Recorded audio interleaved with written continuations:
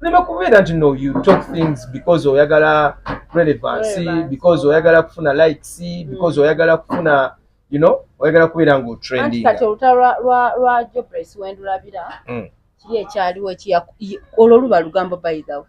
Yakkiriza ensobi yo. Yagala okukkiriza ensobi ye kati ate ensonyi azifudde obusungu.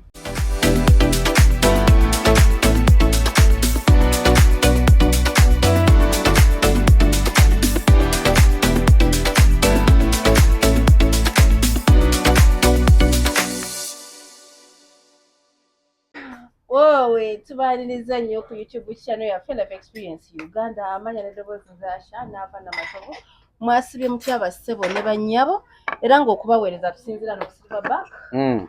Ja ndi ne bannange kaabuuzeeko. Ani yakoze kano? Akaliwa. Kino ekifaananyi kyani? Weekend special.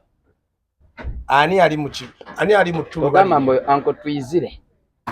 Nobody. Musooke mubuuze ku bantu muve ku abalabi baffe aba Life Experience Uganda amannya n'eddoboozi Prince Liam Official nenga mwebale bannaye twagala bannaye mitulaze olukundo bannaye mwebale otuvuma ebimwana agayindo ate ng'omwezi ogw'e12 nga 11 twagala basanyusa tulinayo birthday boy mu Life Experience naye kale buuza ku bantu Waike environment okawulira akawewo olwala nti nabakyazizaako asimoggola ate olunaku lubadde ky'olu11 anti ndaba abokunyonyi bandi bulala ate nga njagala mbeewo presentinge kuba kino kyange kinkwatako kyawaka obeere witness. Yeah. You have to witness. Anyway, Josh MC, of course, Amplified King, Life Experience Uganda. So thank you so much for subscribing, liking, commenting, abusing. And of course, yeah, go in the comment section, tambuza video. Tojiraba just nojireka omusimio, but you share the video. Like you make it go viral, okay? Yeah. So, weekend eno yennyini twabadde n'olutalo lubadde lutambula. Uncle Nobert alina olutalo lwe n'abafangone. Ate ku side ya BB call. Top Rasta. Yeah. Tasobya takola asobya. Ayi wa Nobert yasobeza. Naye. Rasta. Nobert yagambye bannange. Olutalo luno. Nobert team bebe, right? Ate nga byayogera Nobert bye bituufu. Talina kyalimba. Alina buzibu ki ku fangone. Nobert. Naye nange mbadde njagala nga bwe yalwaniridde ne wa bebe. Naye mbadde njagala kufangoni ategeere okubanga nabo baamulera. Omanyi bamubeererawo wonyigiriza ennyindo ogireeta omusaayi. Yatuse n'okugamba mbu yakola ekivvulu ne kimutuuza emmotoka n'adda ku bigere. Tekyaliwo ekyerugogo anti kyenkugamba ekivvulu kyalimu vulugu basooka ne bakiteeka ku Africana ne babalemesa. Yes, but okumuteeka ku Africana Nobert ne bamulemesaawo. Okay? Era ekivulu kyalimu Gozilini. Naye Nobert kwali akuto. Uncle Nobert.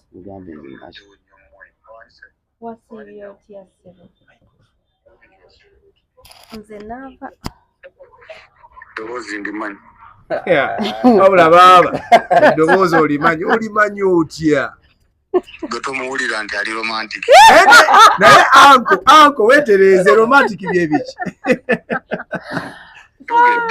Tubadde wano nga tuwakana. Olutalo olwabadde ku live gwe n'abafangoni kiki? Nedda bunnanfuusi bwa alien skin.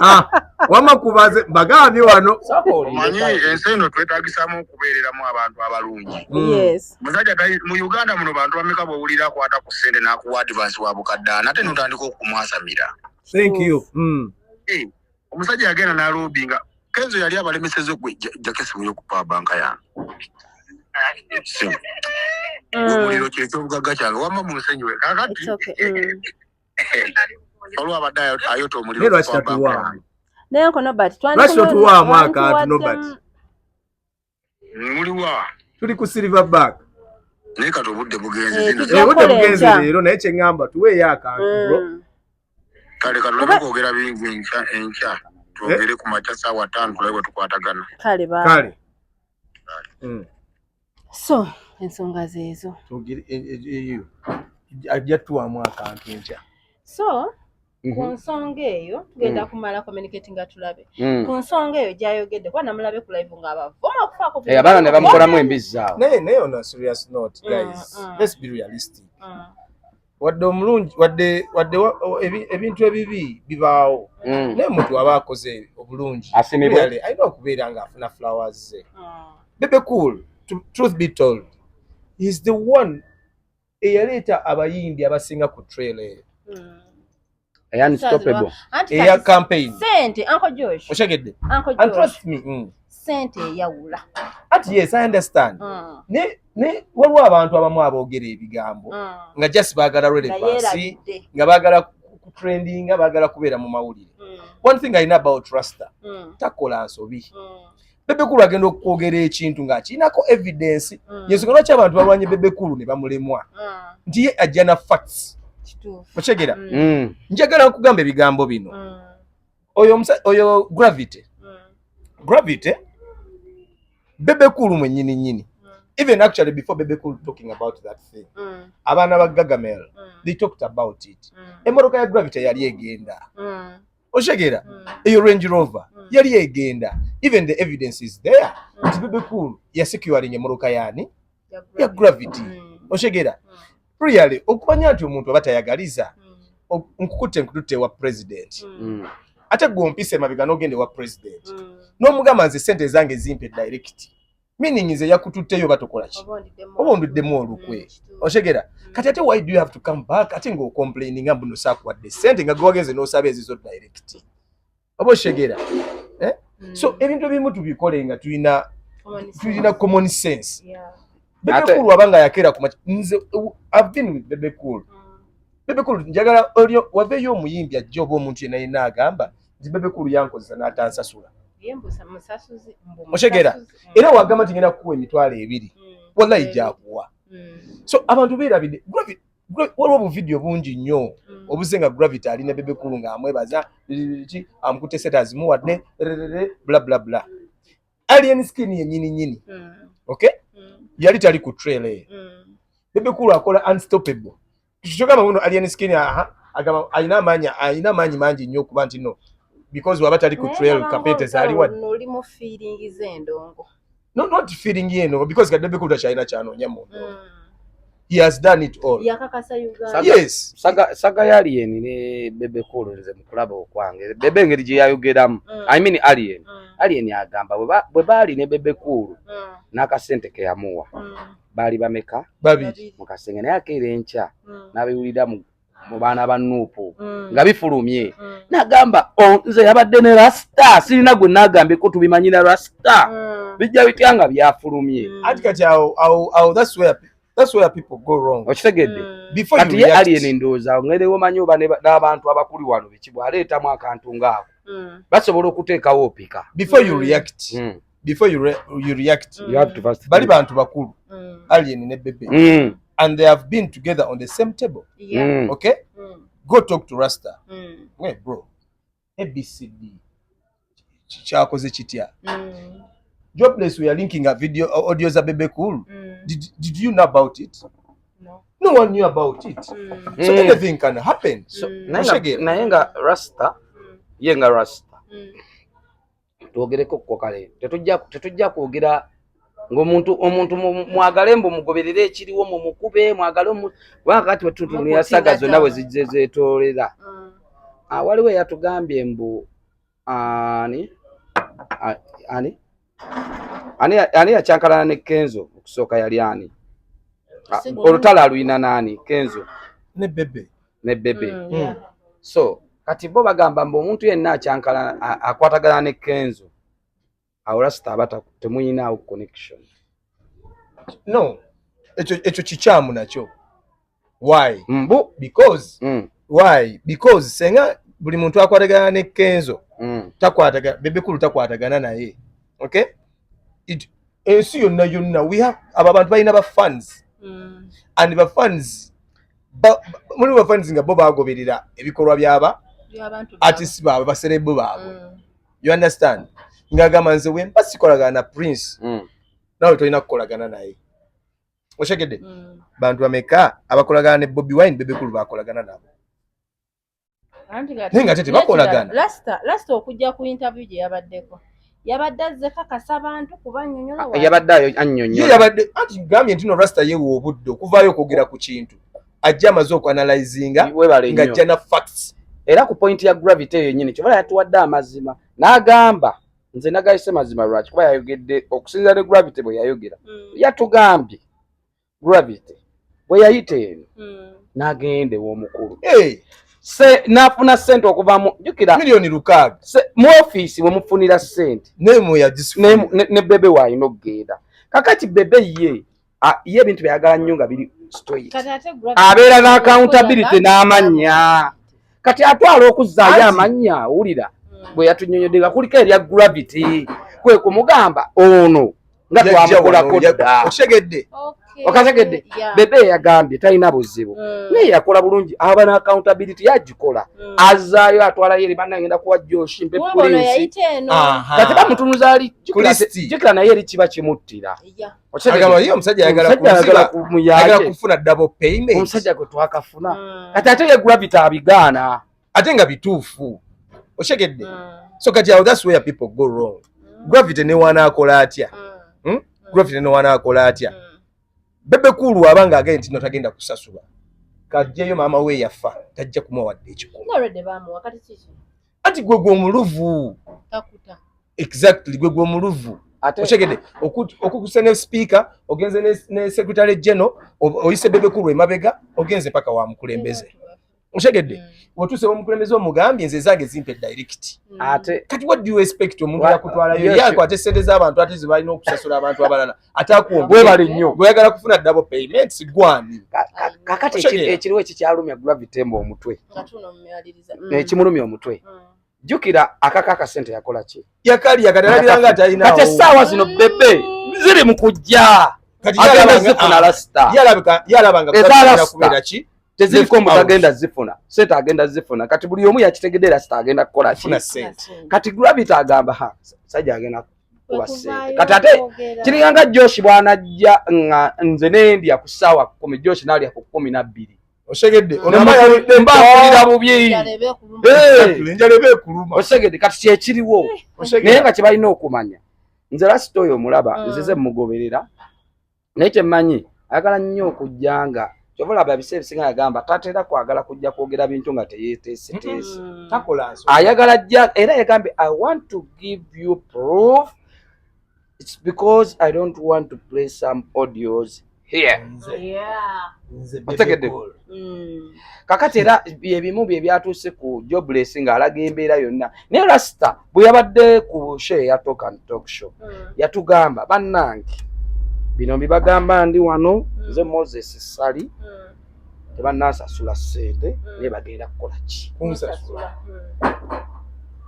loud and what clear kakati ki kye baabagala ekisinga ekyo omuntu bw'ajjaku eya n'akiriyalinga bw'atyo Joshua oyagala ki bafudde omuleke tukiweemu budde bafudde we yali ali yavaawo mu mweso tukiweemu obudde n'ekirala ashanava nga tumaliriza ku nsonga ze bana Joshua tuyiga okusiima so ekintu kya Bebe Cool ne Jobless ebiseera ebisinga twerabira nnyo gye tuvudde ate omuntu ne wabanga alina kyaku akuggyeko ku step A n'akuteeka ku step B leka ate kumufuula mubi oshegera nti nno connection zonna zobadde olifunye mu government it was because of Bebe Cool you meeting Natasha the one you call your sister it was because of Bebe Cool you even going okubera nti no you can go to those big offices it is because of Bebe Cool okay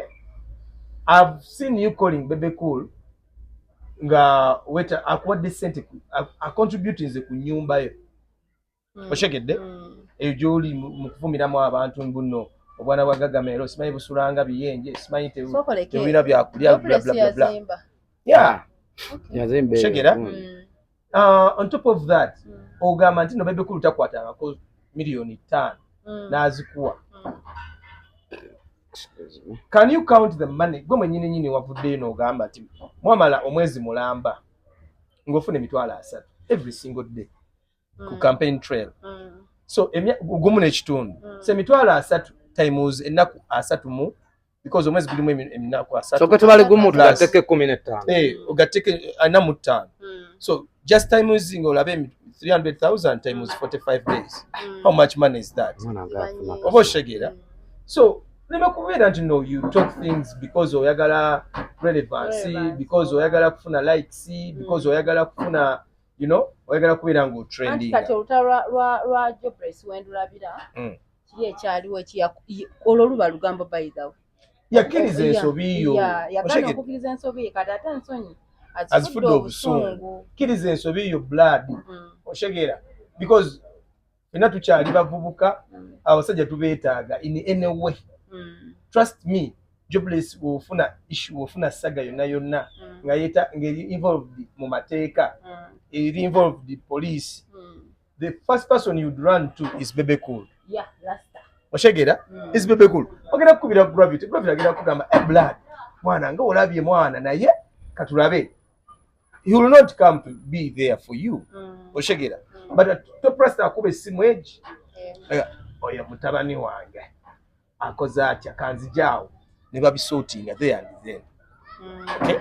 So tuleme kutunuulira mmere ya leero, but let's look in future. Let's look ahead. Tulabe ki ekijja mu maaso. Oshegera. Kamera ereme tukozesa ki? Nsobi. You understand? Oli blood waffe tukwagala oli muvubuka akyeyiya kyapanga obulamu. N'abantu bonna naye abantu. Yes, naye abantu bonna abeetaaga. Trust me, believe me or not. Kubanga Jobless si muyimbi. Yeah. Oshegera. Rasta omwetaaga. And trust me, omusajja baba yavuddeyo n'akugamba mbu ye yakusonyiwa. Takuyinaako buzibu. In case of anything, you can even reach out on him. N'akuyamba. Why do you have to go on ng'okola interviews ate ng'omuteeka wansi? Yerabidde gye yamujja. Okay? Emitwalo 3 okumala ennaku omwezi gumu n'ekitundu. That is how much money. Really. If you come out n'ogamba nti nze Bebe Cool tampangako ssente ziwera million 5. You understand? Be balya mmere. So tuleme kubeera excited because tunoonya likes, tunoonya ku trendinga because kati Bebe Cool omulaba alina erinnya, so gogenda okuwalampirako otuuke gy'olaga. Bro, you're putting yourself into shit. Yeah. I am telling you this. Omanyi social media yafuka ya Bobadi naye olumu oba weesuula. Exactly. Yafuka ya Bobadi babukubalira kola kino kola kiri. Naye kyekiri Asha tetwagambye. What next? Ate ne Bebe Cool okuvaayo n'agamba nti Jobless ade takola. He's not right. He's not wrong. Ne Rachel nawulidde akyo. By the way ne Rachel omuwala Rachel gwe babeeranga. Naye ye mulumya Top Rasta n'agamba. Bilioni abaana bennyini be bagambanga ni kubanga Jobless yakola team ya TikTok eyo n'aleeta abaana n'abakwasa Bebe Cool nga Jobless ye best example ye leader waabwe. Oshegera being that ye leader waabwe kati nga olutalo we lujja nga tiyazingira emikono emabega. Oshegera so kino kyonna Bebe Cool naye muntu n'ekimuluma. So olaba yavuddeyo n'akyogerako mingi abadde akiraba naye nga yakireka. Oshegera so tuleme kubeera nnyo excited because blah blah blah blah. No bro. Interview zikole naye nga either way if you don't have what to talk about Bebe Cool keep quiet. Tewali agenda kukunenya, tewali agenda kukunenya. If you're to talk to Bebe Cool, talk to him nga omusiima ebirungi byakukoledde. Kati nze nyina abantu benneebaza Josh bennalabyawo. Nyina beendaba wabalabye oba naawe? Walabye kujja asinga ayogera. Balama. Just. Babalama. Nga bakuba. Omanyi lwaki? Saidi zombi bakimanyi zibagasa. Exactly. Akimanyi, kati Rama akimanyi. Yajja okujja ku internet okusituka. Alien ki? Alien skin. Jasa akimanyi ki? Alien ki? Kati sawa zino kyobayo tawe oli tebakola ki? They are not so. Banga bakimanyi lubasusse. Nava bwegera ku machanga mbeetaaga ne Josh nyina kudda wa. Nobeera ku Holland. Nkumanyi. Nobeera ku Holland. Kuba mwenna mbeetaaga. Nekwe bovaayo n'osalawo mbugwe okiyingiddemu osalewo side emu ogikuba ekigo. Effect ejja kujja essaawa yonna ogenda kulaba obunafu bw'ekyo ekintu kye wakoze. So That's all what I can say about that. But of course, Josh MC 11th December. Life experience. So I call upon each and everybody to come and support me. Yeah. On my career, and I respect each and everybody out there who has added something on my career. Tujana kukyazako ku nsonga eyo otubuulire banga kiri omaze mu industry wajja otya, so mubeere bulungi mweraba.